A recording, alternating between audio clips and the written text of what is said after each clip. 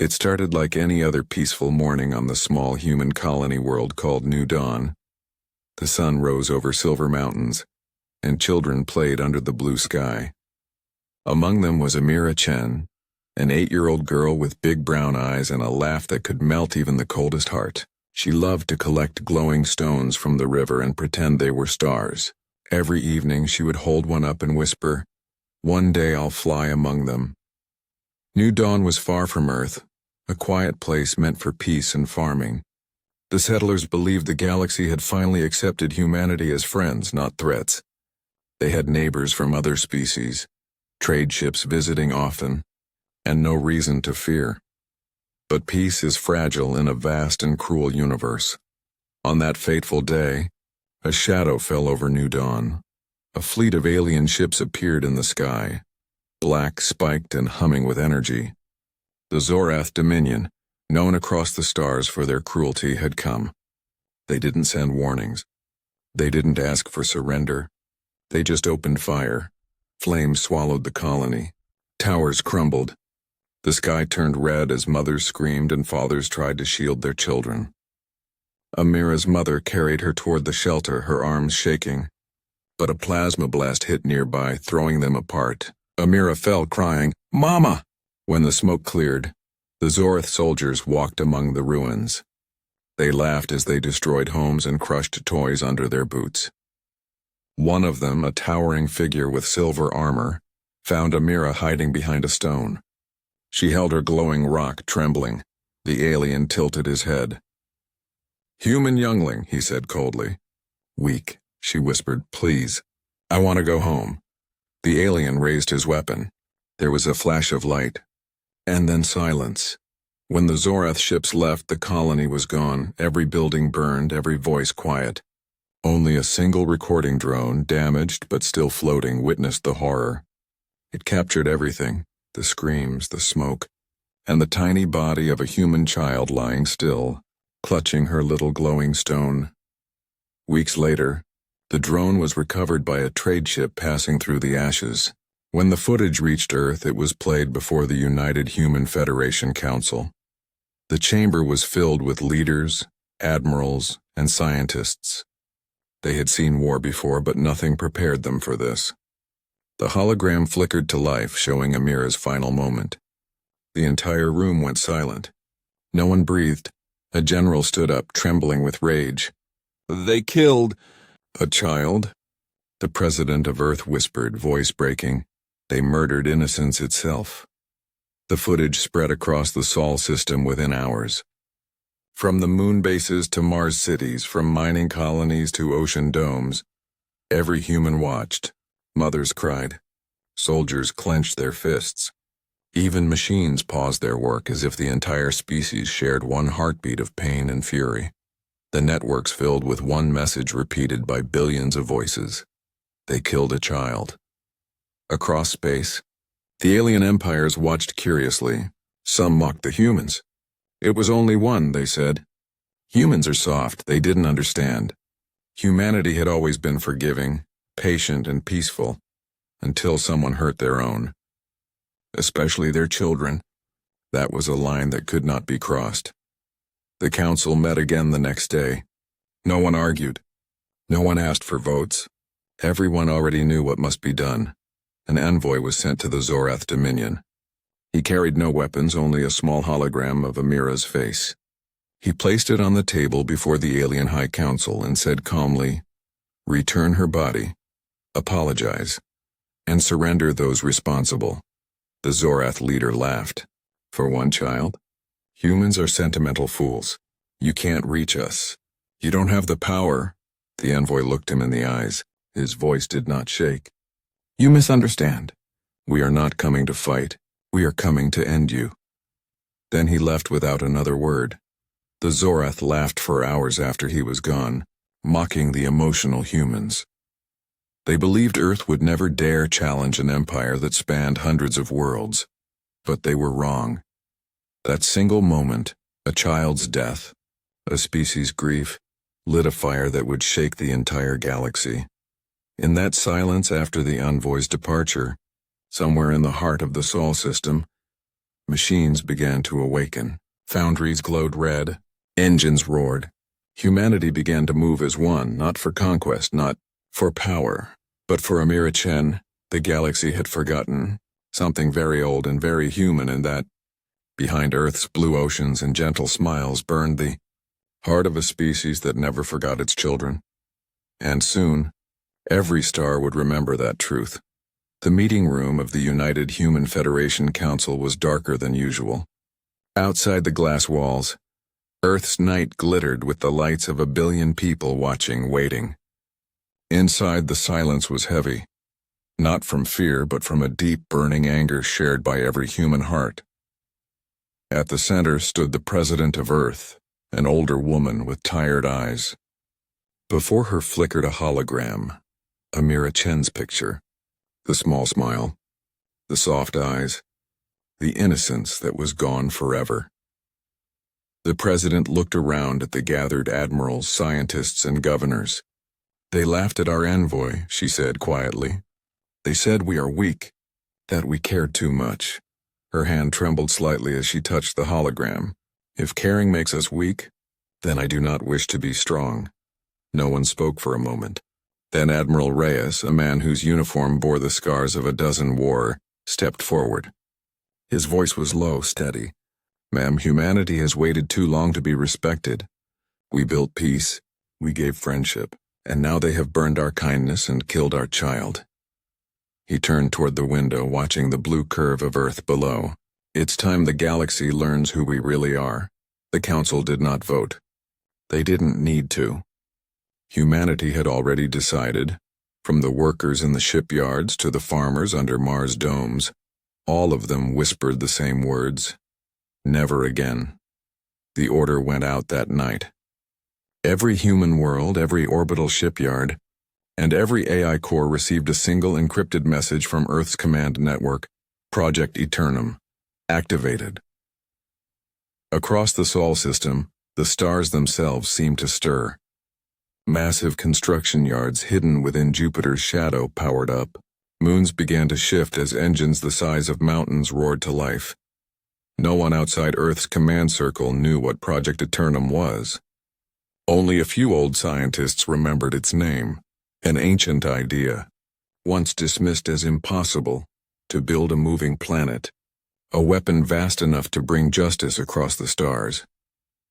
But now impossibility no longer mattered.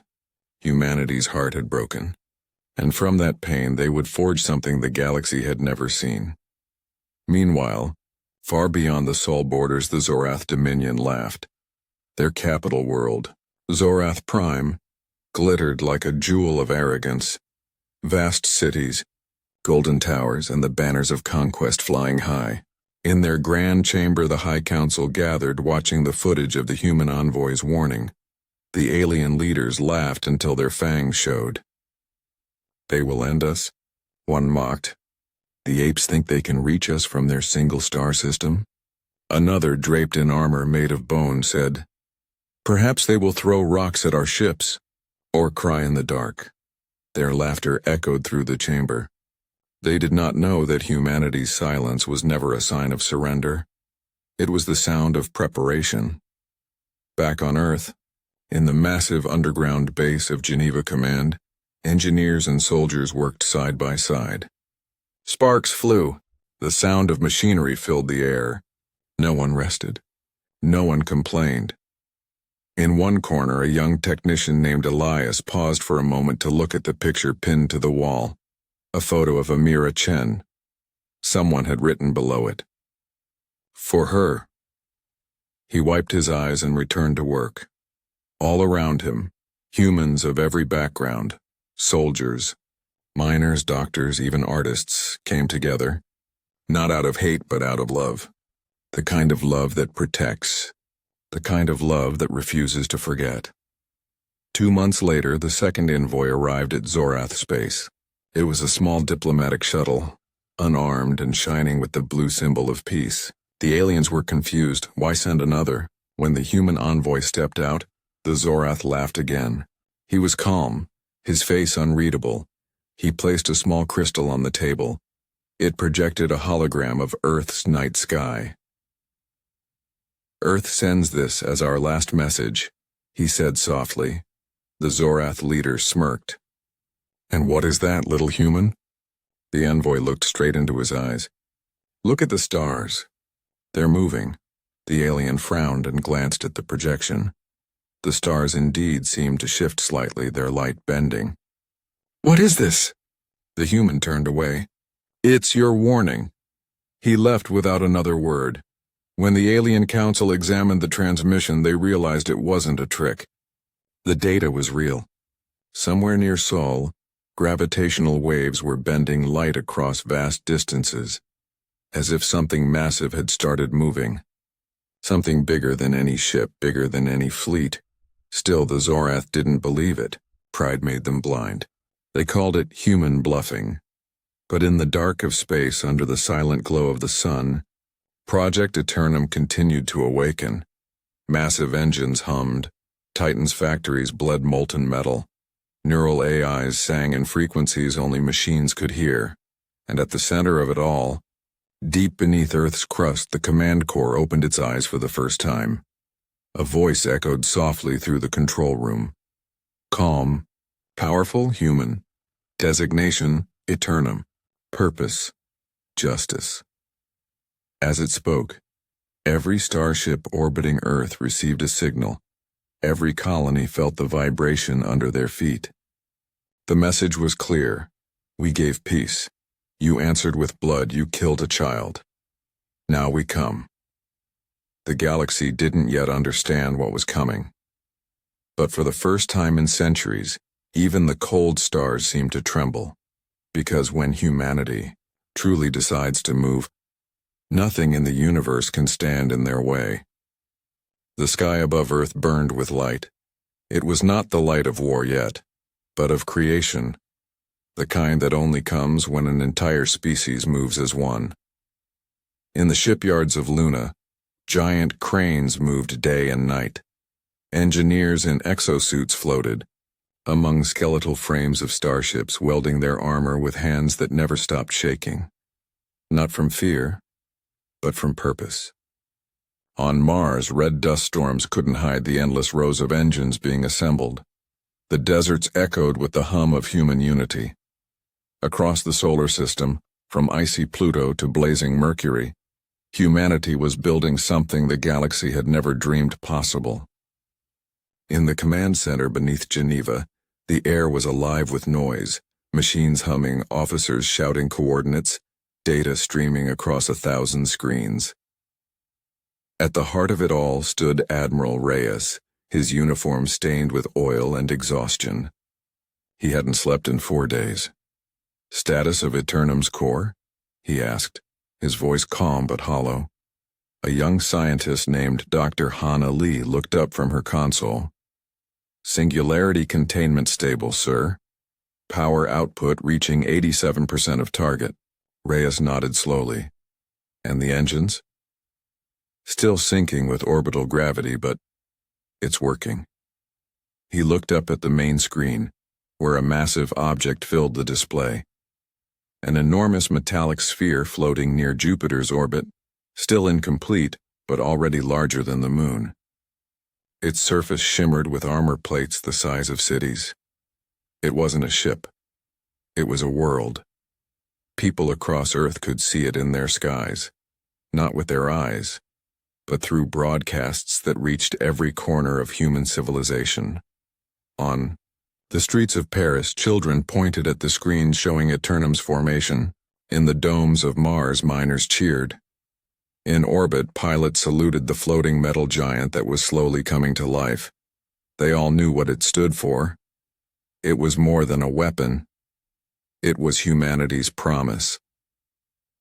One miner whispered to his daughter through a holocall, "You see that, kiddo? That's for Amira. That's for every child who ever dreamed under our stars." In the old archives of the Moon's University, historians gathered around ancient Earth texts, stories of how humanity had always risen after loss. From the ashes of wars, from the ruins of pain, humans had rebuilt stronger. They looked at each other and smiled sadly. This one professor said. Isn't the first time humanity has turned grief into strength, but it may be the last time anyone dares to make them grieve again. Meanwhile, across the galaxy, whispers began to spread. Alien traders reported strange gravitational waves coming from Sol. Some said Earth was building a moon. Others claimed it was a new colony. But the older empires, the ones who remembered human wars, went silent. The Kraith Alliance, one of the oldest alien civilizations, sent spies near the human border. When their probes transmitted images of Eternum, even their emperor stood speechless. "It moves?" he asked. "Yes, Your Majesty," his aide replied. "It moves like a planet, but it is built of metal." For the first time in centuries, the galaxy felt fear, not of destruction but of the strength of human unity.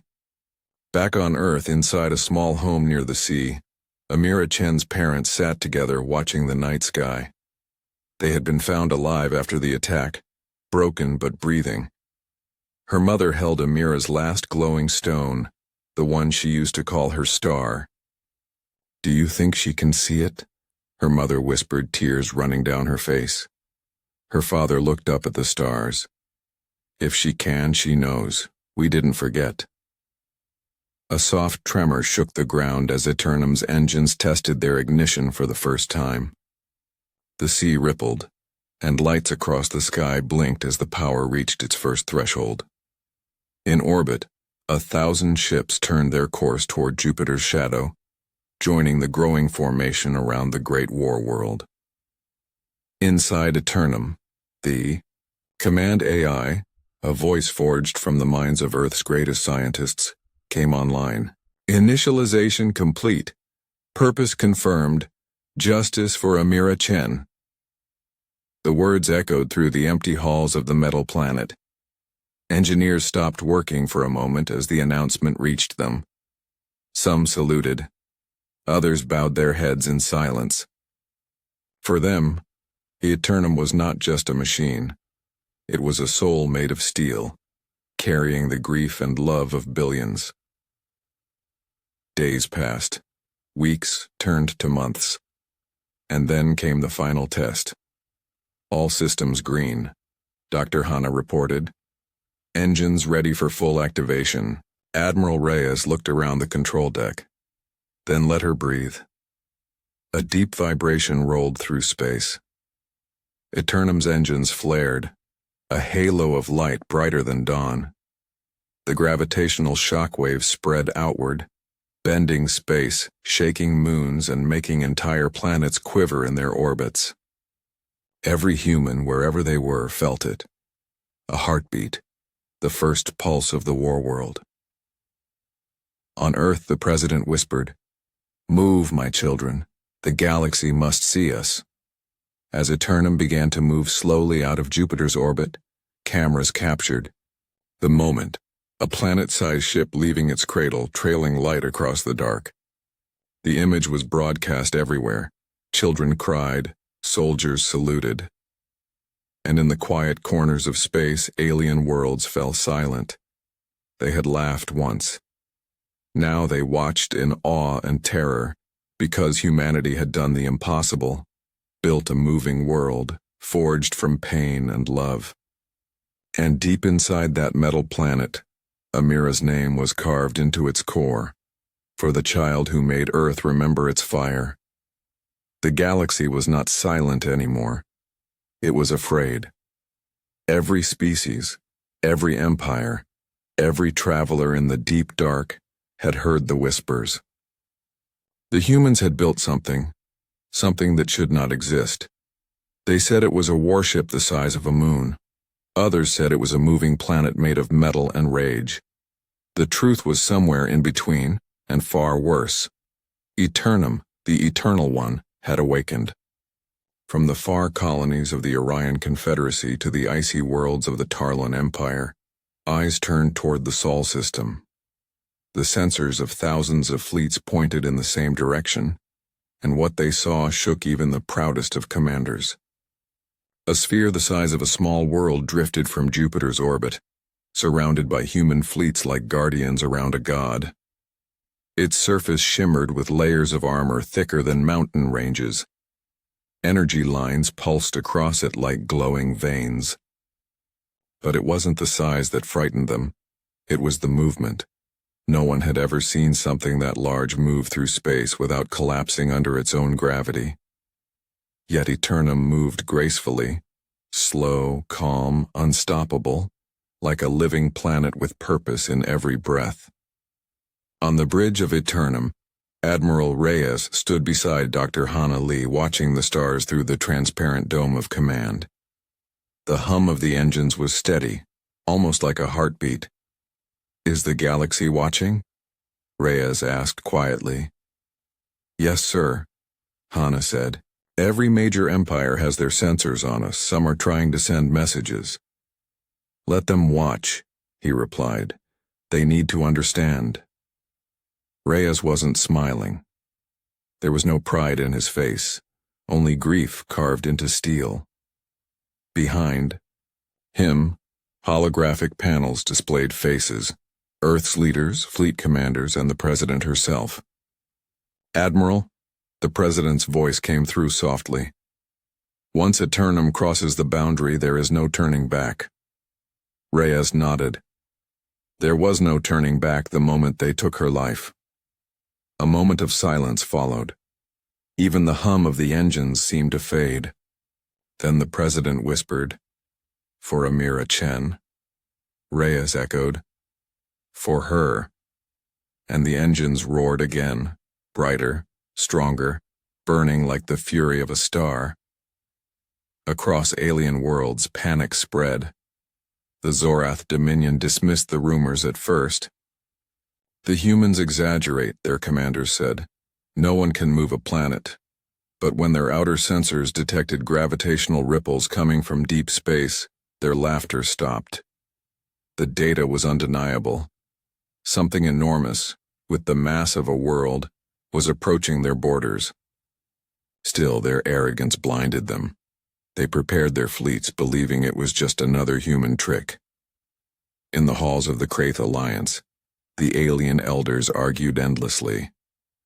"They killed a human child," one whispered. "And now the humans are coming. Can you not feel it? The gravity waves, the static in the air." Another snapped. "They wouldn't dare attack the Dominion. They would not destroy an entire empire for one child." But deep down, everyone knew they would. Because humanity wasn't fighting for politics, or power, or glory. They were fighting for something older, something pure and dangerous, the love for their own. Meanwhile, inside Eternum's core, the great machine spoke again. Trajectory locked. Destination, Zorath Prime. The words echoed through every deck. Soldiers looked up from their stations. Engineers stopped to listen. The sound wasn't loud, but it carried a strange warmth, as if the machine itself shared their purpose. Dr. Hannah placed a hand on the metal wall beside her and whispered, "We're coming for you, little one." For her, Eternum was not just a weapon. It was a voice for every silent tear shed after the massacre. It was humanity's grief turned into motion. As Eternum crossed into open space, human fleets followed behind it, countless ships, glowing like a river of fire. Drones swarmed ahead, mapping safe paths through dark matter storms. Even civilian ships volunteered as supply carriers, their captains saying the same thing over and over. "We're doing this for Amira." The phrase spread across the human network. It appeared on every ship hull, every communication beacon, every screen on Earth. A child's name had become the rallying cry of an entire species. The Zorath tried to send diplomats. They broadcast messages begging for peaceful discussion, but their words arrived too late. Inside Eternum, Admiral Reyes watched the transmissions in silence. Then he said quietly, "They ask for peace now that they fear." Where was their peace when she begged for mercy? He turned away, his voice sharp. No response. Dr. Hana lowered her eyes. She understood. This was not cruelties, it was justice. And sometimes justice must speak through silence. In the outer edges of Zorath space, their border stations went dark one by one. Their sensors couldn't comprehend what they were seeing. A star seemed to vanish. Then another. Not destroyed and simply covered. When their telescopes adjusted, they saw it, Eternum, a planet-sized shadow swallowing light, moving without hurry. Its engines pulsed like a beating heart, and as it entered the system, every ship's sensors screamed the same warning. Gravitational anomaly detected. Size unknown. Source human origin. The Zorath commanders froze. Their arrogance melted into terror. And across the galaxy, even those far from war fell silent. Farmers on distant moons looked up at the stars, feeling the faint rumble of something vast moving between them. The galaxy had seen wars before. Empires had risen and fallen. But never like this. Never with such quiet, such purpose, such unstoppable force, because this time, it wasn't about conquest. It was about a little girl who just wanted to touch the stars, and the billions of humans who decided she would never be forgotten. The day Eternum entered Zorath space, the stars seemed to grow dim. Even light feared to pass near it. The massive war world moved slowly, surrounded by fleets of human ships, a river of silver and blue cutting through the darkness. There were no battle cries, no music of war. Humanity advanced in silence, and that silence was far more terrifying than 1,000 guns. The Zorath Dominion had gathered everything they had: 5,000 warships, 10 planetary defense stations, and billions of soldiers. They believed that numbers could save them. They were wrong. From the observation deck of Eternum, Admiral Reyes stood still, hands behind his back, eyes locked on the distant glow of Zorath Prime. Enemy fleets forming in sectors 12 to 20, a young officer reported. They're massive, sir. Reyes nodded. Let them come. He turned toward Dr. Hana Lee. Status of the primary core? Stable, she answered. All systems ready. We can begin the assault at your command. Reyes's voice dropped low. Then begin. Eternum's outer plates shifted, opening like the petals of a mechanical flower. Energy built deep within its heart, bright, pure, and endless. The power of a small sun. And then, in the quiet darkness of space, a single beam of light emerged. It started as a line no thicker than a thread, cutting through the void in total silence. But as it traveled, it grew, brighter, wider, unstoppable. It touched the first Zorath fleet, and in less than a heartbeat, hundreds of ships turned to dust. No explosion. No fire, just white light, and then nothing. The second fleet tried to scatter, but Eternum shifted its aim slightly, and another beam erased them. Inside the Zorath command ship, panic filled the air. What are their weapons? One officer screamed. It's not plasma. It's not fusion. It's energy we can't measure. Another shouted. They're bending gravity itself. But no one could understand, because humanity was no longer fighting with conventional tools. Eternum's weapons were born from singularities and pain, bending light, mass, and time into one unstoppable force. From orbit, Zorath Prime's golden cities shone beneath their twin suns. They had always believed themselves untouchable. Their capital was filled with music, towers, and laughter. But now those sounds were replaced with alarms. Evacuation ships tried to flee the atmosphere. Some made it. Most did not. The skies above their world turned dark as the shadow of Eternum fell across them. Inside Eternum's command bridge, the target screen blinked. Planetary shield detected, Dr. Hana said. They're trying to block us. Reyes stared at the display. What's their shield strength? Equivalent to 12 of our strongest warships combined, she replied. Reyes took a slow breath. Then we show them what we've built. He raised his hand. Fire the judgment array. From the belly of Eternum, Thousands of smaller beams formed and converged into one brilliant spear of light. It struck the Zorath planetary shield and for a moment, the sky over Zorath turned pure white.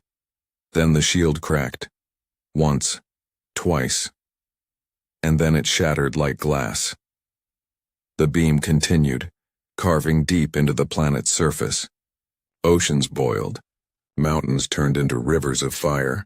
Entire cities vanished. Still, Eternum did not stop. Reyes watched quietly, eyes heavy with sorrow. "No joy in this," he whispered. "Only justice." Dr. Hana's voice trembled. "Sir, their command signal is gone. Their fleet. It's gone," he nodded. "Then it's over." But it wasn't. Not yet. On the ruined surface of Zorath Prime, survivors crawled from the wreckage. Among them was a Zorath general, once proud, now broken. He looked up and saw Eternum hanging above the clouds. Vast, silent, watching. A message echoed through every remaining Zorath communication line. A human voice. Calm and cold. "You killed a child. You burned her world. Now, you understand what it means to face a world that remembers." And then, for a moment, Eternum's engines glowed blue, brighter than any star in the sky. The planet below began to tremble. Gravity shifted. Seas rose into the air. The core of Zorath cracked open as the metal world above adjusted its orbit and unleashed a gravitational pulse strong enough to tear the planet apart. In one blinding flash, the Zorath Dominion ceased to exist. Their fleets, their cities, their name, erased from every map in the galaxy. Inside Eternum, the humans watched in silence. No cheers, no applause, only tears. Dr. Hana whispered, "It's done." Reyes looked down at the glowing Earth emblem on his wristband. "We didn't do this for hate," he said softly. "We did this because we remember love." He turned to the command console and pressed a button. On the side of Eternum, the beam projectors powered down, replaced by a soft blue light. It formed words that stretched across the stars. "For Amira Chen, age 8, for every child who dreamed under our sky." The galaxy saw that message. Even the most distant races, those who had never met a human, saw the shining words carved in light and understood their meaning. The Zorath were gone, and humanity had spoken, not with arrogance, not with hatred, but with a voice filled with grief and power. And as Eternum turned away, leaving behind the glowing remains of a once mighty empire, the stars themselves seemed to whisper, "Never harm a human child." Ever again, the war was over. The stars were quiet again, but silence this time did not bring peace, and it brought memory. The destruction of Zorath Prime had ended the bloodshed, yet its echo carried through every corner of the galaxy. Planets that once mocked Earth now spoke its name with fear and respect. The words Planet Eternum were whispered in trade halls and military councils. In homes far away from Sol, even the most distant races, those who had never seen a human, felt a tremor in their hearts when they heard the story. They killed one child, and Earth answered with the fury of 1,000,000,000 souls. Inside the orbit of Mars, Eternum drifted slowly, its giant hull reflecting the sunlight. It was no longer a weapon now. It was a monument. Ships came and went carrying supplies and engineers, but at its core the warship was silent. Its cannons slept, its engines dimmed. Inside the command deck, Admiral Reyes stood alone. The faint hum of machines was the only sound around him. The room that once roared with voices now felt empty. He looked at the holographic image of Amira Chen, the little girl whose picture had been painted across the stars. Her small smile and bright eyes seemed to fill the cold metal walls with warmth. "She wanted to be an astronaut," he whispered, his voice heavy. "She dreamed of seeing the stars, not burning them." Dr. Hana Lee entered quietly behind him. She held a datapad close to her chest. Her eyes were tired but kind. "We received messages from across the galaxy," she said softly. "Some call us monsters. Others call us protectors." Reyes turned to her. "And what do you call us?" Hana looked out at the stars. Human, she said after a pause. We're just human. Across the Milky Way, governments trembled. Treaties were rewritten overnight. Every alien empire that had once treated Earth as a minor world now sent ambassadors carrying peace banners. The Council of Kaldor offered reparations. The Vesh Dominion dismantled its war fleet, swearing never to touch a human colony again. Even the pirate factions that haunted the trade routes stopped attacking ships marked with Earth's emblem. The galaxy had learned its lesson, but it also began to wonder, how could such a small world build something like Eternum? The answer lay in humanity's pain. Centuries of fighting, surviving, losing, rebuilding. They were a race that had walked through fire and come out stronger. When the galaxy saw their tears, it realized that their strength was not in hatred, but in their heart. On Earth, the Day of Silence was declared. Every year on the same date Amira was lost, the entire planet stopped for 1 hour. Cities turned off their lights. Ships in orbit dimmed their engines. Children gathered in schools to release paper lanterns into the air, glowing softly like stars. Each lantern carried a name, names of the innocent who had died in the war. Old soldiers wept. Mothers held their children close. And through it all, the people of Earth promised the same thing: never again. One evening, as the sun dipped behind the blue curve of Earth, Hana stood on the viewing deck of Eternum beside Reyes. Below them, thousands of lanterns floated up from every continent, filling the sky like a river of light. "They're beautiful," she whispered. Reyes nodded slowly. "We built a planet-sized warship," he said. "But this," he pointed to the lights, "this is what makes us powerful. Not our weapons, our hearts." Hana smiled faintly.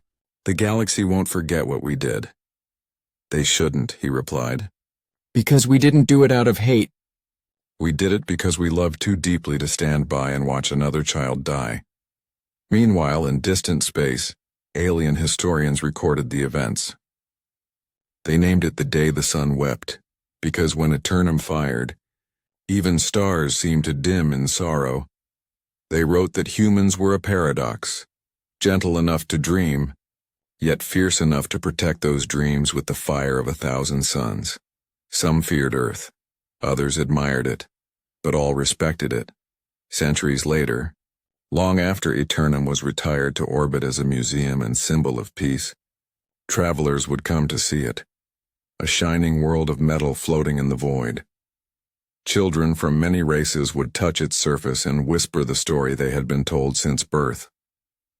Once, someone heard a human child, and for that the heavens moved, and among the stars, those words became a warning and a prayer, a reminder that the smallest heart can awaken the mightiest force, and that love, when pushed beyond its limit, can shake the galaxy itself. Admiral Reyes, now an old man, often stood by the great window overlooking Earth. He would smile whenever he saw the children pointing up at Eternum from below. "They'll never understand the pain behind it," Hana once said beside him. He nodded. "Good," he replied softly. "Let them only remember the peace that followed." Outside, the stars glittered quietly, and in their eternal light, the memory of one small child lived on. Centuries had passed since the war that changed the galaxy, but the story of Eternum, the planet-sized warship, lived on, carried in whispers, in songs, and in the hearts of children across the stars. The galaxy had rebuilt itself piece by piece. The ruins of old empires were gone, replaced by alliances of peace. Trade flowed between worlds. Races that once feared humanity now shared technology, art, and even schools. And at the center of it all was Earth, no longer seen as weak or small, but as the heart of the galaxy. Every year on the day of the sun, thousands of ships from different species gathered around Earth's orbit. They didn't come to fight or trade. They came to honor a memory. Above them floated Eternum, now glowing with gold light. Its massive weapons had been sealed forever, its engines silent. It was no longer a war machine. It was a symbol of what love could protect. From the surface of Earth, millions looked up as the light from the ships painted the sky. No words were spoken. No music played.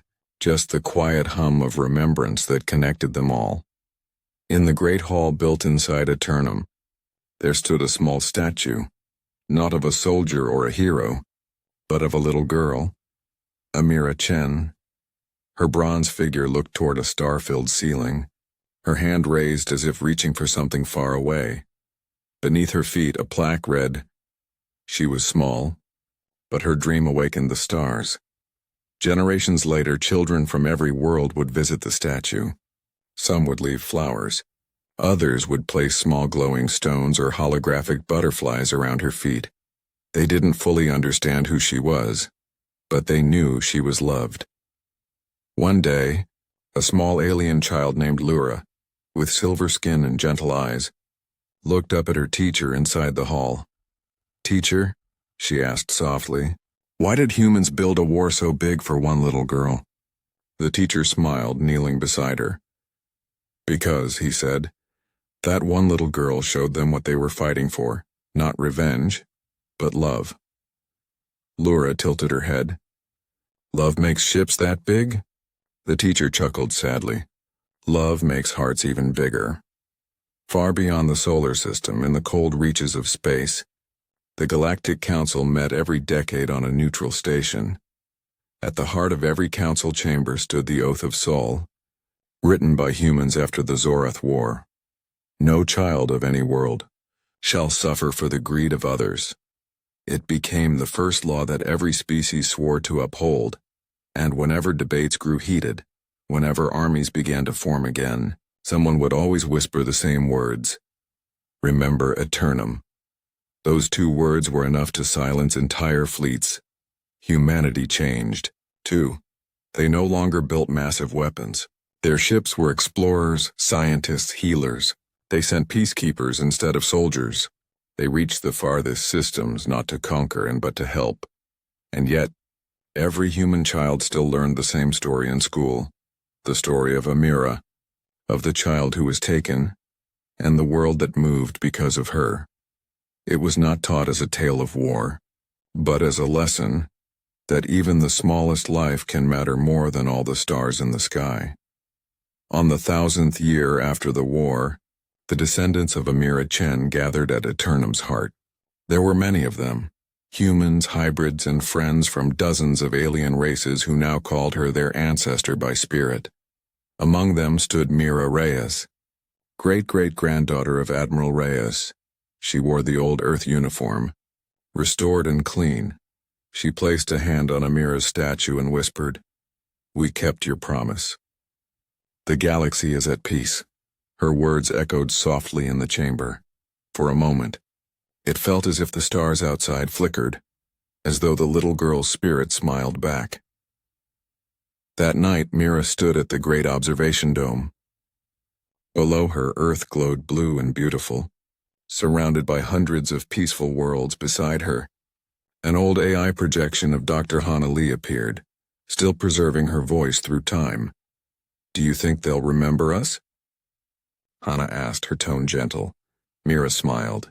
"Not our names, but they'll remember what we stood for." "And what was that?" "That love," Mira said softly, "is the greatest force in the universe. Greater than hate, greater than war, greater even than fear." Outside, Eternum's lights brightened once more, sending a pulse across space, a message of peace in every known language. Planets far away received it and looked to the stars, reading the ancient Earth signal that appeared only once every 1,000 years. "We remember the light of one child. We protect all who dream beneath it." The stars shone brighter that night, as if bowing to those words, and deep within the heart of Eternum, where the statue of Amira stood, a single light glowed above her small bronze hand, a light shaped like a tiny sun. The galaxy had trembled once because of humanity's wrath. Now it trembled again. But this time, from the beauty of their mercy. For the legend of Earth was no longer fear. It was love eternal, the kind that could move worlds, mend galaxies, and make even the coldest stars burn brighter. And so ended the story of Eternum, not as a tale of vengeance, but as a song that reminded all beings of what it truly meant to be human.